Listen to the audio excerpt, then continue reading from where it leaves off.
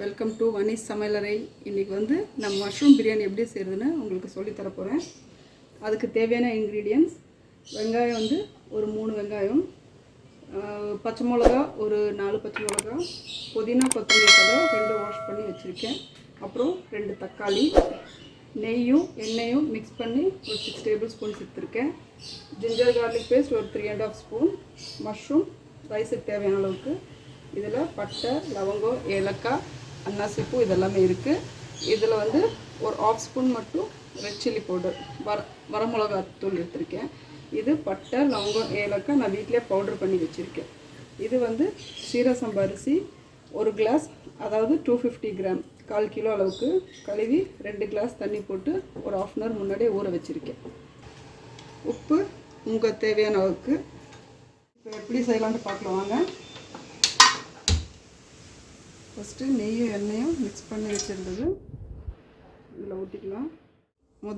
இந்த பட்டை, லவங்கம், ஏலக்காய் போட்டுக்கலாம். இப்போது நம்ம கட் பண்ணி வச்சுருக்க வெங்காயம், பச்சை மிளகாய்,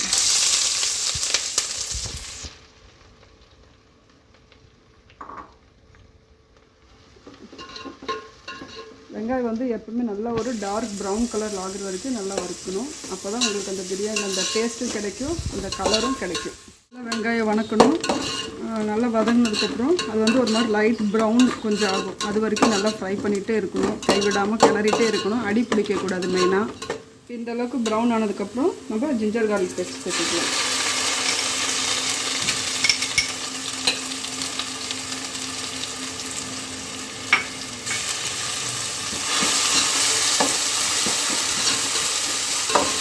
ஜிஞ்சர் கார்லிக் பேஸ்ட்டு நல்லா அந்த ராஸ்மை போகிற வரைக்கும் நல்லா ஃப்ரை பண்ணணும்.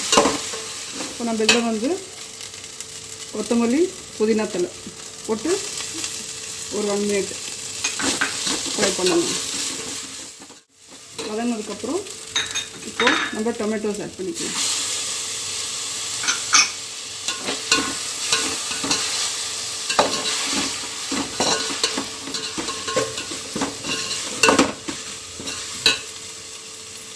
டொமேட்டோ ஃப்ரை பண்ணதுக்கப்புறம் கொஞ்சமாக சால்ட்டு போடலாம். அப்போ தான் டொமேட்டோ கொஞ்சம் சீக்கிரமாக நல்லா வெந்துடும், ஸ்மாஷ் ஆகும். வதங்கிடுச்சு. இப்போ வந்து நம்ம வந்து மஷ்ரூம்ஸ் ஆட் பண்ணிக்கலாம்.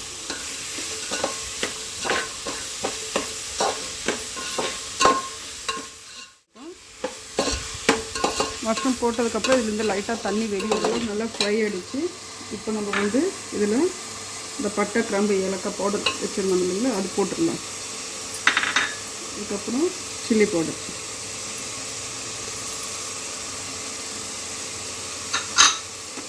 நல்லா மிக்ஸ் பண்ணிக்கலாம். இப்போயே ஸ்மெல் நல்லா வருது. ஒரு ஜஸ்ட் ஒரு 30 seconds மட்டும் கொஞ்சம் நல்லா ஃப்ரை பண்ணிக்கலாம். இப்போது நம்ம இந்த ஊற வச்ச அரிசி இருக்கு இல்லைங்களா, அந்த தண்ணி இதில் ஊற்றிக்கலாம். தண்ணி கொதித்ததுக்கப்புறம் ரைஸ் போட்டுக்கலாம்.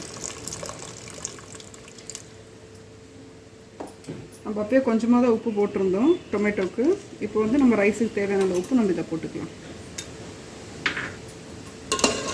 சால்ட் வந்து உங்களோட ரெக்குவயர்மெண்ட்டு தான், நீங்கள் போடுற குவான்டிட்டி பொறுத்து நீங்கள் பார்த்து செக் பண்ணிவிட்டு ஆட் பண்ணிக்கோங்க. கொதிக்க ஆரம்பிச்சிருச்சு, நம்ம இதில் ரைஸ் ஆட் பண்ணிக்கலாம்.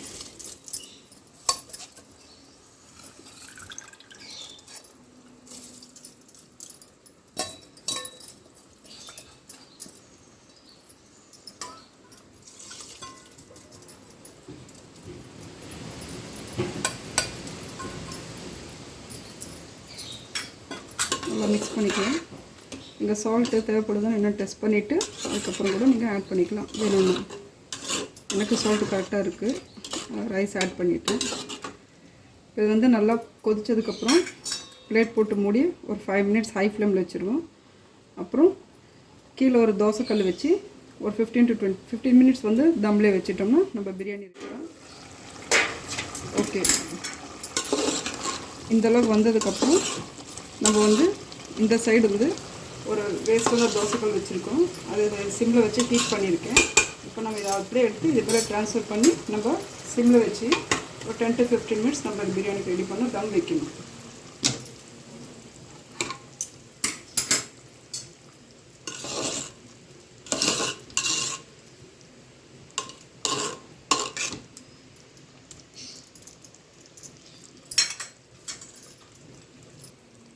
இது மூடி வச்சுட்டு இதுக்கு மேலே வெயிட்டாக ஒரு எதாவது வச்சுக்கலாம், இல்லை பாத்திரத்தில் தண்ணி வச்சாலும் வச்சுக்கலாம். 15 மினிட்ஸ் ஆகிடுச்சு. இப்போ நம்ம ரைஸ் எப்படி இருக்குன்னு பார்ப்போம்.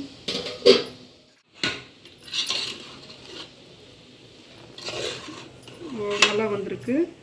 கண்டிப்பாக நீங்கள் எல்லோரும் ட்ரை பண்ணுங்கள். உங்களுக்கு பிடிச்சிருந்துச்சுன்னா எனக்கு ஒரு லைக் போடுங்க. கம்பல்சரி கிடையாது.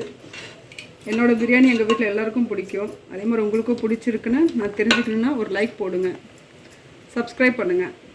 Okay, thank you.